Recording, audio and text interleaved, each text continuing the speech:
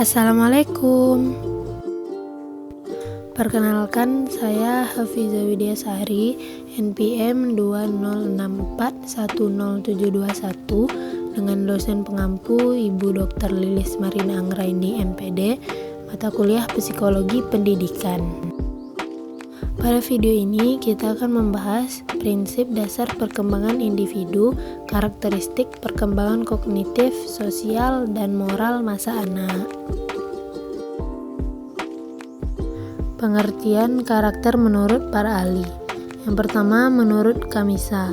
Menurut Kamisa, pengertian karakter merupakan sifat kejiwaan, akhlak, serta budi pekerti yang dimiliki seseorang yang membuatnya berbeda dibandingkan dengan orang lainnya. Berkarakter juga dapat diartikan sebagai memiliki sebuah watak serta kepribadian. Yang kedua, menurut Gullowe, pengertian karakter merupakan kepribadian yang dapat dilihat dari titik moral maupun tolak etis. Misalnya saja kejujuran seseorang. Biasanya, karakter memiliki hubungan pada sifat-sifat yang umumnya tetap. Yang ketiga, menurut Alwisol. Menurut beliau, pengertian karakter adalah penggambaran dari tingkah laku yang dilakukan dengan memperlihatkan serta menonjolkan nilai, baik itu benar atau salah, secara implisit maupun eksplisit. Karakter tentu berbeda dengan sebuah kepribadian yang memang di dalamnya tidak menyangkut nilai sama sekali. 4. Menurut Imam Al-Ghazali, pengertian karakter merupakan sifat yang mana tertanam di dalam sifat dan jiwa seseorang tersebut, sehingga akan secara spontan dan mudah sikap, tindakan, dan perbuatan tersebut akan terpancarkan. Anak lahir membawa potensi dan berwujud fisik maupun non-fisik, berupa akal, emosi, dan beragam kecerdasan. Seiring berjalannya waktu, setiap potensi yang dibawa oleh anak-anak akan mengalami dua kemungkinan, tumbuh dan berkembang atau sebaliknya.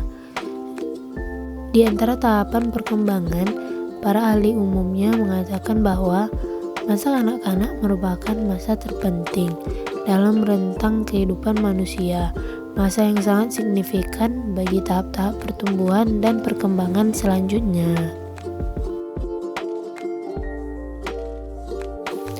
Masa usia dini merupakan masa yang sangat fundamental bagi perkembangan seorang anak, di mana pada masa ini proses perkembangan berjalan dengan pesat. Montessori dalam Henstock mengatakan bahwa masa ini merupakan periode sensitif atau sensitive periods karena selama masa inilah anak secara khusus mudah menerima stimulus-stimulus dari lingkungannya.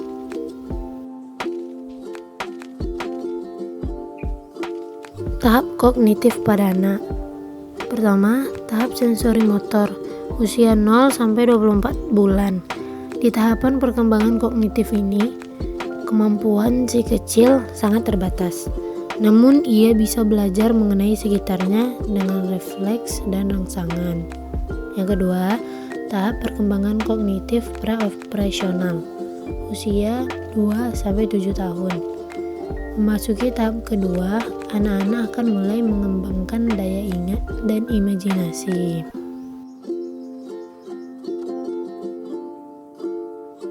Ketiga, tahap operasional konkret, usia 7 sampai 11 tahun.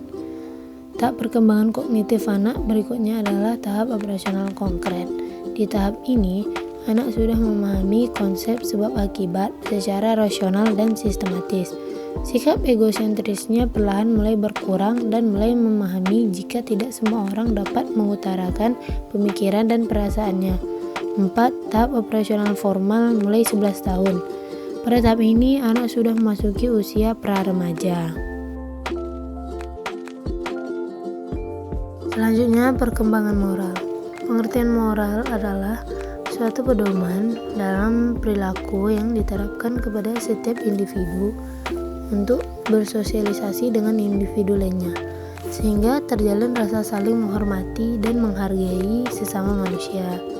Pendapat lain mengatakan, moral bermakna sesuatu yang bertautan dengan kaidah-kaidah tingkah laku, akhlak, budi pekerti, yang kemudian membentuk karakter dalam diri seseorang, sehingga dapat menilai dengan benar sesuatu yang baik dan buruk dalam kehidupan sehari-hari.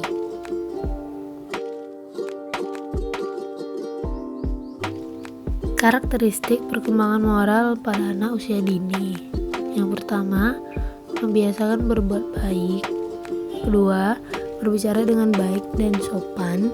Tiga, membiasakan mengucapkan salam jika bertemu dan berpisah.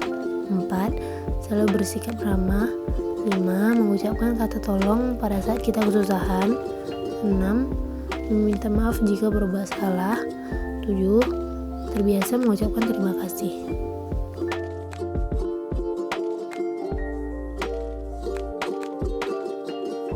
Tahap sosial pada anak.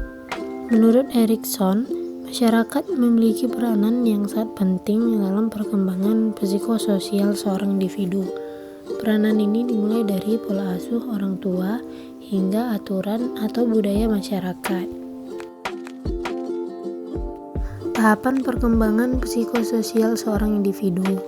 Yang pertama, kepercayaan versus ketidakpercayaan. Usia 0 sampai 1 tahun. Pada tahap ini, anak harus belajar menumbuhkan kepercayaan pada orang lain. Contohnya, anak kepada ibunya.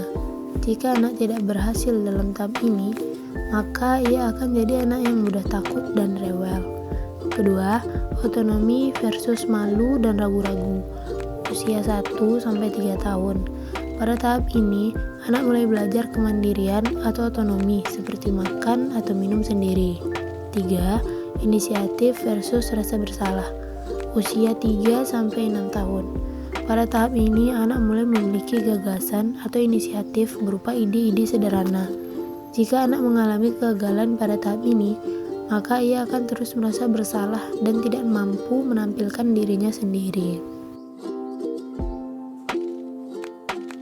Baiklah teman-teman, sekian video pembahasan kali ini.